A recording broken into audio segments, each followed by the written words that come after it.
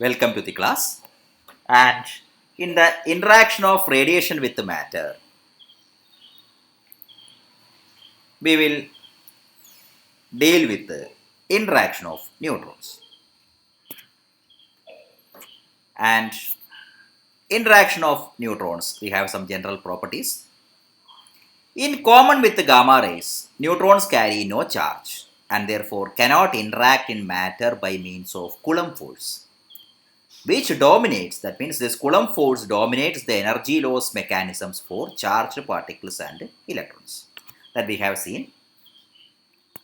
Neutrons can also travel through many centimeters of matter without any type of interaction and thus can be totally invisible to a detector of common size. When a neutron does undergo interaction, it is with the nucleus of the absorbing material. That means interaction of electron is with the nucleus of the absorbing material. As a result of the interaction, the neutron may either totally disappear and be replaced by one or more secondary radiations, or else with the energy or direction of the neutron is changed significantly. In contrast to gamma rays, the secondary radiations resulting from neutron interactions are almost always heavy charged particles.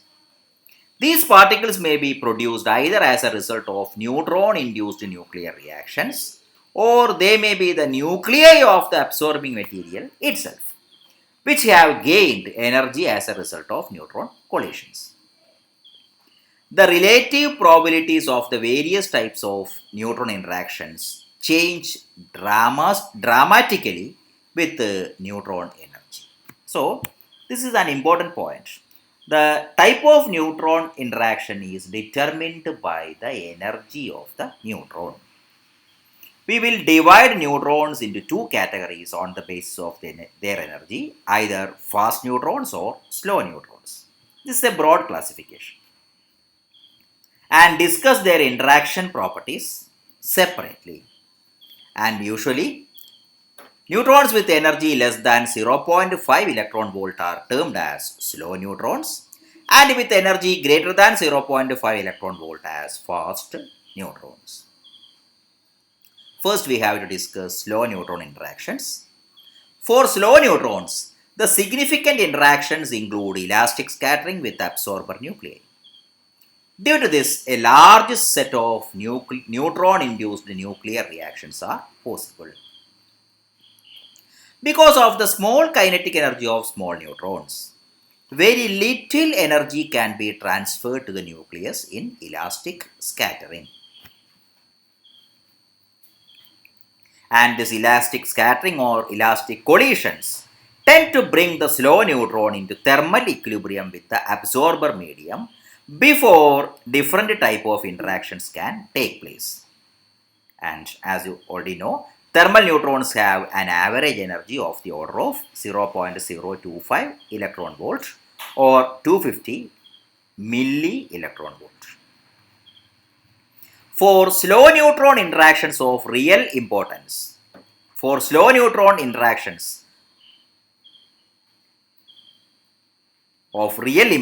are neutron-induced reactions that can create secondary radiations or sufficient energy to be detected directly. Because the incoming neutron energy is so low, all such reactions must have a positive Q value to be energetically possible. In most materials, the radiative capture reaction that you are writing as N gamma, that means a neutron will capture, that means suppose it is x plus n will give you y plus gamma. So, this is a normal way of writing. You will be writing that this terms as it is termed as N gamma reaction. That means N is absorbed by a nuclei and it will be emitting gamma. So, is the most probable and plays an important part in the attenuation or shielding of neutrons. That means you can shield the neutron, that means you can absorb the neutron by emitting a gamma. And the fast neutron interactions For fast neutrons, the significant interaction is inelastic scattering. And based on the type of interactions, there are three types of neutron interactions. This is common, not for fast neutron, for slow neutron also. These are the general thing, and from this inelastic scattering is common in fast neutrons. So the three types are elastic collision with the nuclei, inelastic collision with the nuclei, and neutron capture. We have already mentioned this. And in elastic collision, the kinetic energy of neutron is redistributed between neutron and the nuclei. The energy transfer is more efficient for materials with low atomic number Z. Hence, shielding materials for neutron is water, paraffin, wax, etc., which are basically hydrogenous material. Though lead is a good shield for X-rays, it is poor towards neutron due to its high Z. For gamma also you are using lead, but here Z has, that means your lead has high atomic number, so lead cannot absorb or it cannot shield neutrons because the energy transfer, that means the neutron will transfer more energy to the absorbing materials when the atomic number of the absorbing material is very low. In inelastic collision, the neutron is absorbed by the medium with the formation of compound nucleus, which is in excited state and later releases neutron and gamma rays. This type of interaction mostly happens to high energy neutron with heavier nuclei. And neutron capture is a similar process, but the compound nucleus emits only gamma rays. That is a difference. In inelastic collision, neutron is absorbed, and after that, the product nuclei emits neutron as well as gamma rays. But in neutron capture, neutron is absorbed, neutron is captured, and only the gamma is emitted. The probability for neutron capture is high for slow neutrons than fast neutrons. So, capture is more for slow neutrons. And neutron capture results in release of very high energy. And next, the neutron cross sections. For neutrons of a fixed energy, the probability per unit path length is a constant for any one of the interaction mechanism. It is conventional to express this probability in terms of cross section sigma, small letter sigma, per nucleus for each type of interaction.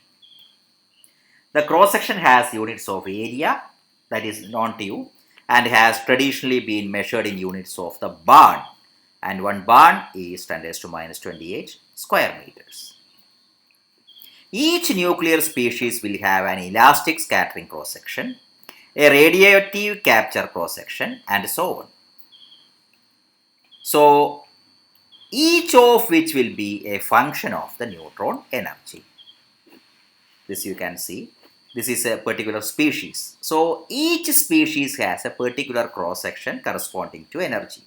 You can see that as here energy increases, the cross section decreases. It is almost uniform, and only at very high energy you can see some deviations, and this is for He3, and this is for lithium, and so this is for lithium and this is for boron. So center one is boron, this is lithium, and this is for helium. When multiplied by the number of nuclei n per unit volume, the cross section sigma is converted into the macroscopic cross section omega. This you are writing as capital omega. Sorry, capital sigma. Capital sigma is equal to n into small letter sigma. and which has the dimensions of inverse length. And the sigma we have already mentioned as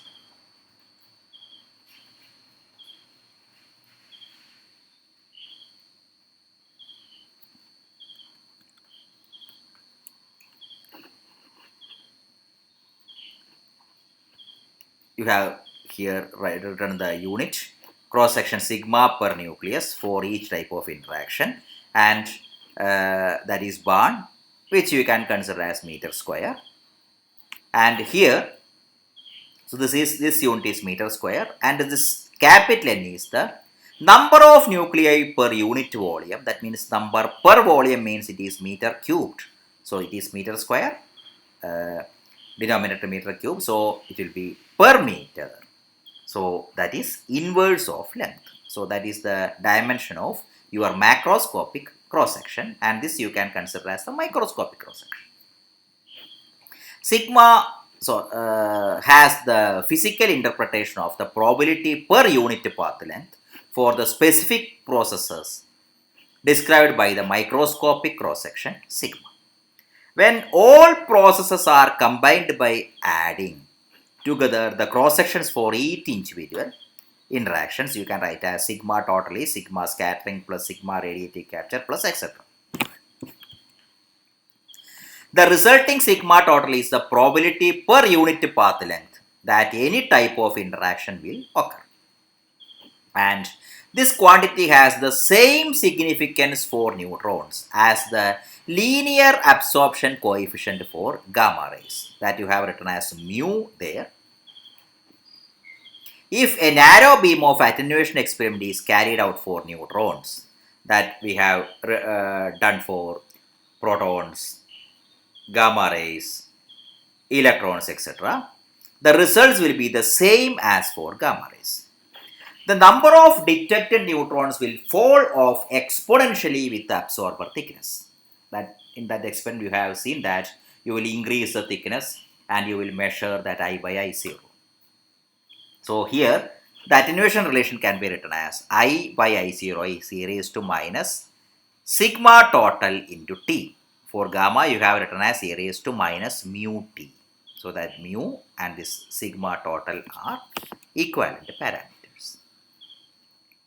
And there also the neutron mean free path you can write as the 1 by sigma total.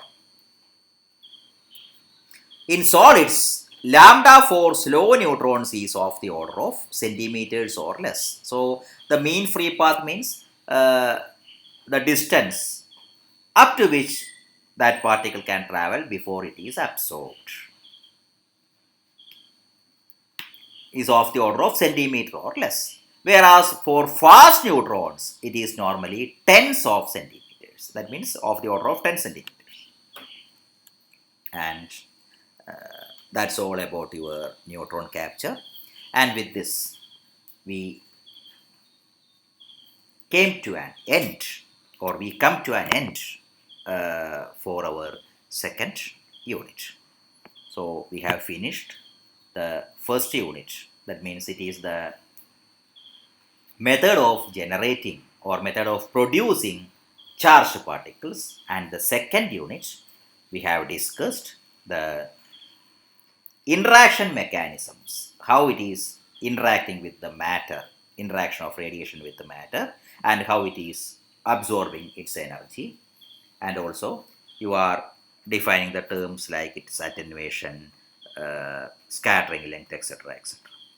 And in the next unit we will discuss how you can measure the radiations, and that we can do in the next class. Thank you.